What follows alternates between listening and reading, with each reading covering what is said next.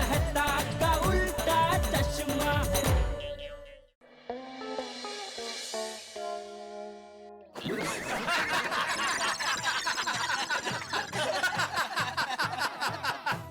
क्या है भिड़े, तो मेंटेनेंस का चेक तो हर महीने बराबर लेता, फिर सोसाइटी का ध्यान को नहीं रखता। या पत्थर किसने रखा इधर बीच में? कैसी बात कर रहे हो जेठालाल? अगर कोई पत्थर फेंक के चला गया इसमें सेक्रेटरी क्या कर सकता है भाई? तुम्हें देख के चलना चाहिए था। अरे क्या देख के चलना चाहिए? मान ले कोई अगर ऐसा इंसान आ रहा हो जिसको ठीक से दिखाई ना दे रहा हो, तो वो तो ये पत्थर की ठोकर से मुंह के बल गिर जाएगा ना। मैं भी अभी गिरते गिरते बचा हूँ और तू हंस रहा था।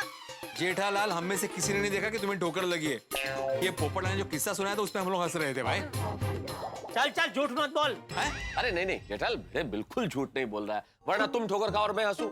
किसी ने नहीं देखा भाई कि तुमने ठोकर खाई है। एक्चुअली पोपटलाल ने किस्सा सुनाया था जिससे हमको सबको हंसी आ गई। बैठो, गलत फहमी हो गई भाई। फिर चल चल, अब तो यार सोडा बना बढ़िया ताकि जेठालाल का मूड ठीक हो जाए। चल चल। हाँ हाँ अभी बनाता हूँ। क्या बात है जेठा भाई, आप कुछ परेशान लग रहे हैं, सब ठीक तो है ना? हाँ नहीं, वैसे तो सब ठीक है, जरा बापूजी की थोड़ी चिंता हो रही है। क्या हुआ? क्यों, क्या हुआ? वो आजकल उनकी नजर कुछ ज्यादा ही कमजोर हो गई है। हाँ वो तो उम्र के साथ साथ चश्मे के नंबर बढ़ते हैं।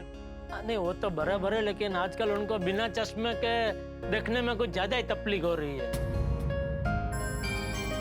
जेठा भाई इसमें टेंशन वाली कोई बात नहीं है।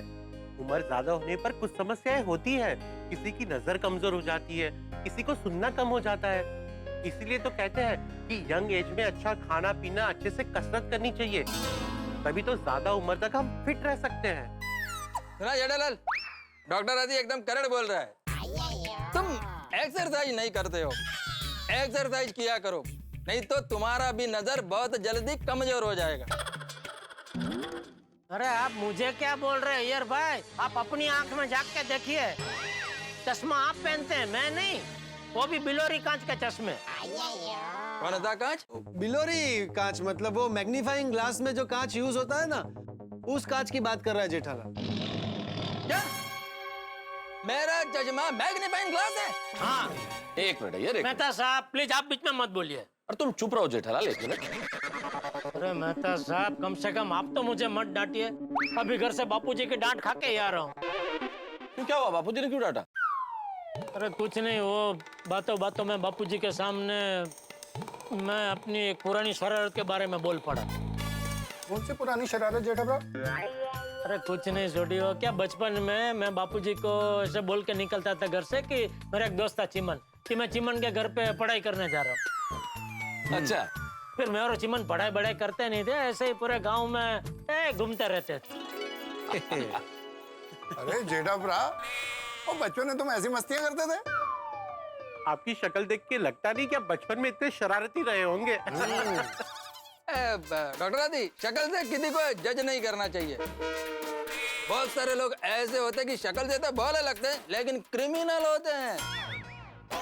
ओ यार भाई, जबान संभाल के बात कीजिए, मुझे अपराधी बोलते हुए शर्म नहीं आती आपको? देखो जेठालाल, मेरा वो मतलब नहीं था। तो क्या मतलब था आपका? मैं सब समझता हूँ।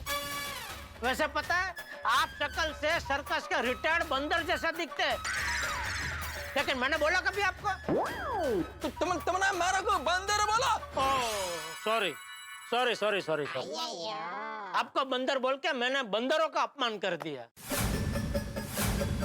ओ बंदरों, मैं जेठालाल चंपकलाल गड़ा आपसे हाथ जोड़ के माफी मांगता हूँ कि मैंने आपकी तुलना अय्यर भाई से की। जेठालाल तुम फालतू बात मत करो। ओ यारो, वो क्या छोटी छोटी बातों में लड़ाई लड़ रहे हो? और लड़ाई माफ करो, बंदर की नाक साफ करो। चलो एक दूसरे को सॉरी बोलो। हाँ सॉरी बोल दो भाई, ये झगड़ा बहुत बुरी चीज है, कभी नहीं करना चाहिए। सब तुम्हें तो बैठो, शांति से बैठो यार, इतना गुस्सा अच्छी बात नहीं है भाई। दोस्तों में आपस में बातचीत चल रही है, उसमें क्या इतना गुस्सा कर रहे हो यार? चलो एक दूसरे को सॉरी बोल दो। जेठालाल बोलो, अय्यर को सॉरी बोलो। सॉरी। देखो बोल दिया सॉरी। हाँ भैया तुम भी बोल दो जेठालाल को सॉरी आप। मन्ने कुबम। क्या? ये देखो मेहता साहब, ये एयर भाई फिर अपनी भाषा में कुछ उल्टा सीधा बोल रहे हैं। जेठालाल तुम उल्टा आदमी है, इसलिए हमेशा उल्टा सोचता है। तमिल में मव्वे कुबम मतलब सॉरी होता है। हाँ तो सीधा सीधा सॉरी बोलने में क्या जोर पड़ता है, बोल दो ना सीधा सॉरी। जेठालाल ठीक है ना यार, कुल मिला के सॉरी तो बोल दिया ना, भले तमिल में बोला है, जाने दो जाने दो। चलो दोनों यारों ने एक दूसरे को सॉरी बोल दिया, इस बात पे तो होनी चाहिए पार्टी। हाँ पार्टी हो जाए लेकिन सोडा की। चल अब्दुल सबको सोडा पिला। लाओ भाई लाओ। हाँ हाँ रेडी। लाओ लाओ चलो अब ये सोडा ठंडक देगा। हाँ ये लो भाई। एयर भाई को दो पहले। अरे लो भाई लो, सबको मिलेगा।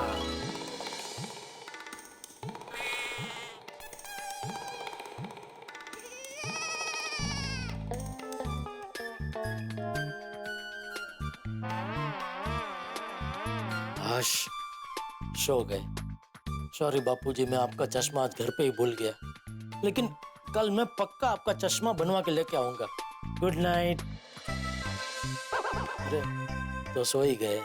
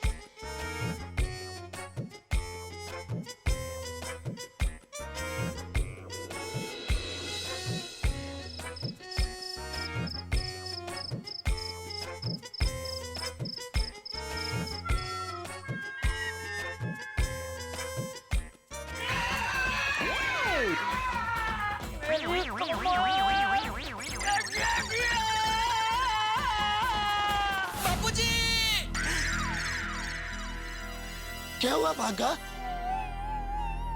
नट्टू काका, बापूजी पलंग पर से गिर गए और उनको कमर में चोट लग गई। क्या बापूजी की कमर में चोट लग गई? हाँ मैंने अभी ऐसा सपना देखा। ओ अच्छा अच्छा, सपना था ना? सच में तो चोट नहीं लगी ना? सो जा बेटा।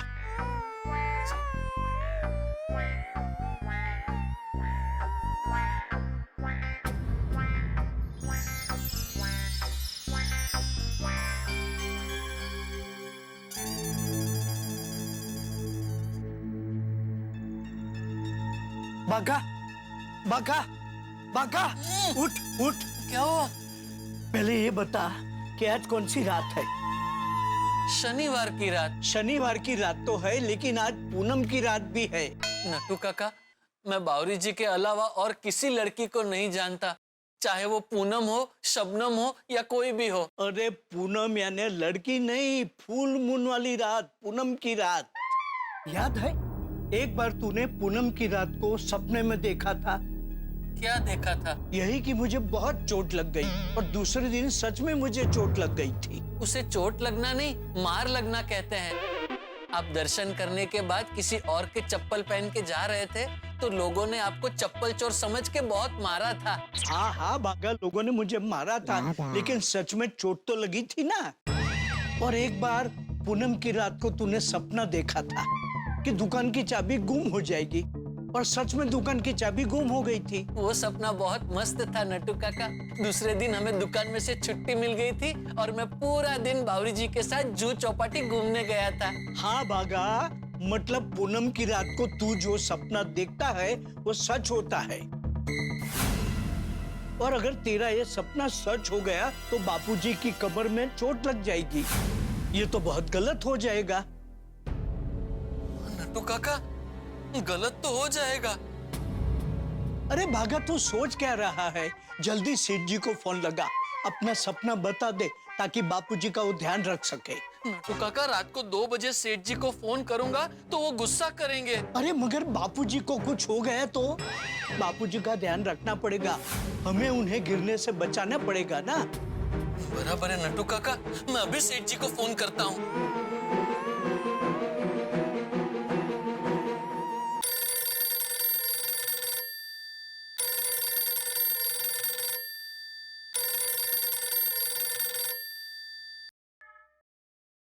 हेलो। हाँ सेठ जी, आप सो रहे हो?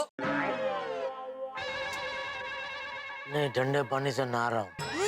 अरे बाप रे सेठ जी, इतनी रात को आप ठंडे ठंडे पानी से मत नहाइए, आपको सर्दी हो जाएगी। और अगर आपको सर्दी हो गई तो आप बीमार पड़ जाओगे, और अगर आप बीमार पड़ जाओगे तो कल सवेरे दुकान कैसे आओगे? अरे बाघे, मैं कोई नहा नहीं रहा हूँ भाई, मैंने खाली तेरे फालतू सवाल का फालतू जवाब दिया। अरे, मैंने क्या फालतू सवाल पूछा? अरे मुक ना भाई, फोन क्यों किया बोल। नहीं नहीं, पहले आप बताइए मैंने क्या फालतू सवाल पूछा? अरे तूने अभी पूछा ना, सो रहे हो क्या? अभी आधी रात को आदमी सो ही रहा होगा ना। ऐसा जरूरी नहीं है सेठ जी, चौकीदार भी आदमी होता है, लेकिन वो पूरी रात जागता है। क्या हुआ? सेठ जी ने फोन कट कर दिया। अरे तू फिर से लगा और स्पीकर पे रख। जी।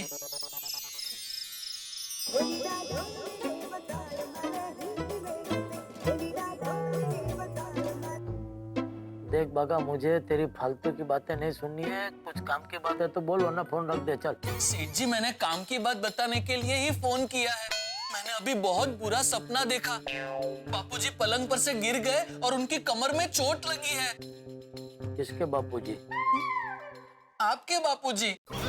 हाँ? किसी और के बापूजी गिर जाएंगे तो मैं आपको फोन क्यों करूंगा? मैंने सपने में देखा कि बापूजी बेचारे पलंग पर से गिर गए और उनकी कमर में चोट लगी। समझ गया तूने ऐसा सपना क्यों देखा। क्यों देखा? कल बावरी के साथ घूमने जाने के लिए, है ना? कैसे? कैसे क्या?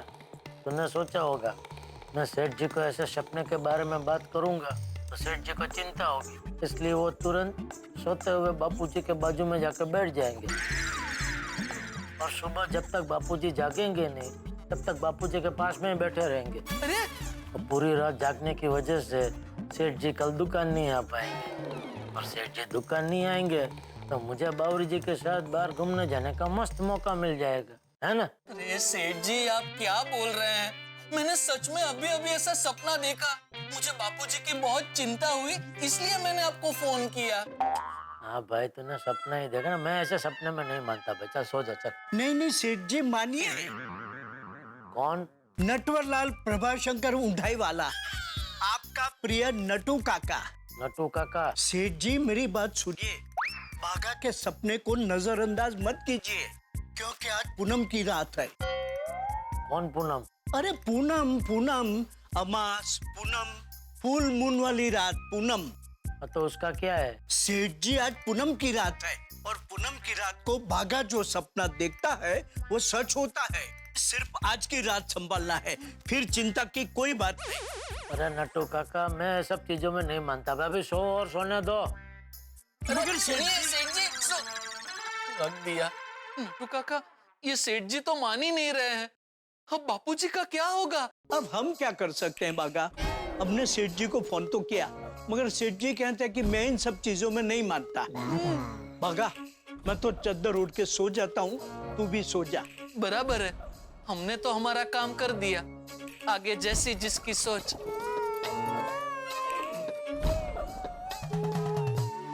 हे भगवान, बापूजी का ख्याल रखना।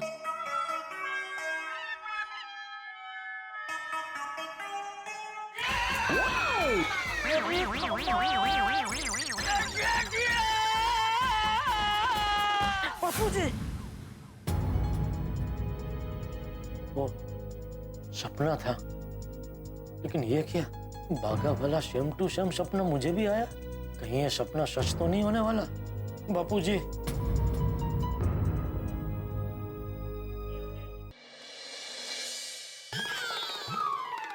अरे बापूजी भी ना इतना बड़ा मैदान छोड़ के बाउंड्री लाइन पे सो रहे, उनको जगह के ठीक से सुला देता हूँ।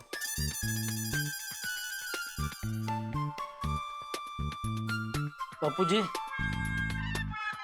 बापूजी, बापूजी। हाँ जेठिया, तू इतनी रात को यहाँ क्या कर रहा है? वो आप बाउंड्री लाइन पे सोए थे बापूजी, हैं? नहीं, मेरा मतलब है वो पलंग के एकदम किनारे सोए थे। इसलिए तूने आधी रात को मेरी नींद खराब क्यों? अरे मैं कोई छोटा बच्चा थोड़ी हूँ जो पलंग पर से नीचे गिर जाऊंगा। जा जा जा, जाके सो जा। बापूजी, अरे जा। अरे बाप रे, बापूजी को जगाऊंगा तो वो डांटेंगे।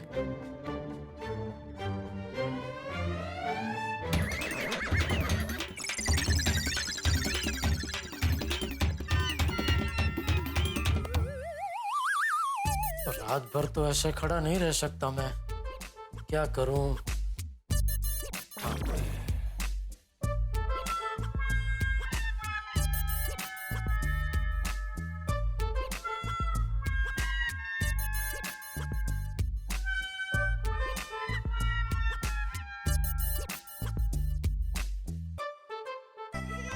चल, पलंग के किनारे तकिए बिछा दिए, अभी बापूजी नहीं गिरेंगे। Good night. अरे वो तो सो ही गए।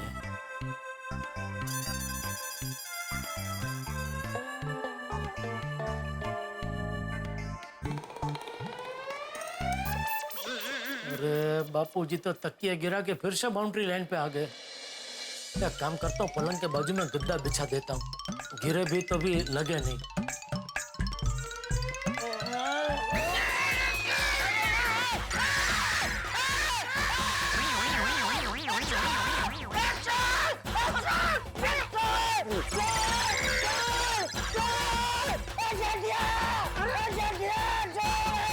अरे बापूजी नहीं चोर हूँ।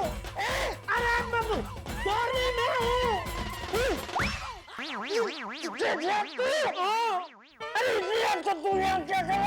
बताता हूँ बाबूजी, पहले नीचे तो उतरिए। इसमें तो ऐसा लग रहा है कि मैं विक्रम हूँ और आप बेताल है। मेरे कंधे पे चढ़ बैठे हैं आप बापूजी। अब बता, इतनी रात को यहाँ क्या कर रहा है? ओ बापूजी, वो क्या हुआ? एक मिनट, तू लाइट चालू कर और मेरा चश्मा ले। जी बाबूजी। अरे अरे क्या टूटा? पता ना बाबूजी, लाइट चालू करके देखता हूँ, कुछ तो टूटा है।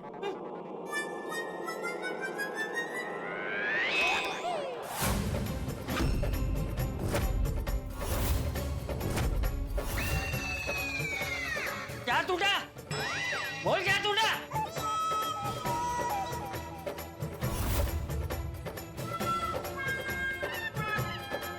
तो कुछ दिख नहीं रहा है, सब धुंधला नजर आ रहा है। ठीक है, मेरा चश्मा ले, मैं ही देखता हूँ क्या टूटा। चश्मा ही टूट गया बापूजी।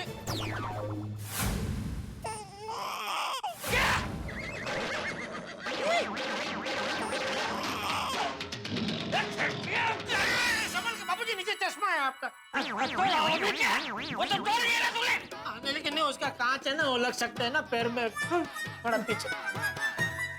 कहा जाता है कि शक का इलाज तो हकीम लुकमान के पास भी नहीं था, इसी तरह से वहम का इलाज भी किसी भी डॉक्टर वैद हकीम के पास नहीं है साहब। वहम नहीं करता रहम। एक बार आपके दिमाग में वहम ने घर कर लिया तो समझ लीजिए आपके तोते उड़ गए।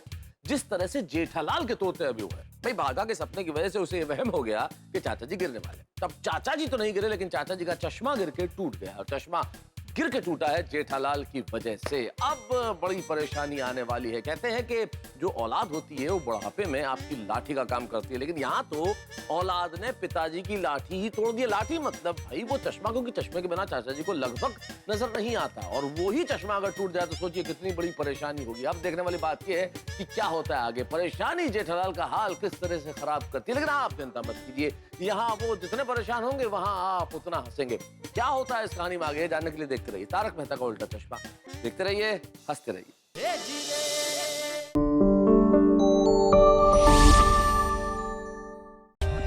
For more updates, subscribe to our channel, click the show links and enjoy watching the videos.